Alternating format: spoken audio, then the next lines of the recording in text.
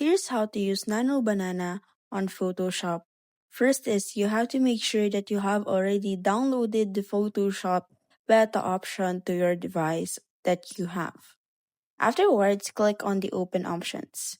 After opening it, below you will see there the generative fill. So what you need to do is to click on that.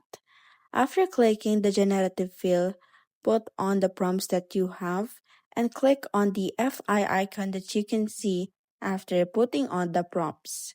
And then from the FI icon, go ahead and click on the Gemini 2.5 Nano Banana as this will preserve details while editing. After clicking on that, or after setting the FI icon on Gemini Nano Banana, click on the Generate options. Afterwards, you have successfully include Photoshop or using it through the Nano Banana Gemini account that you have.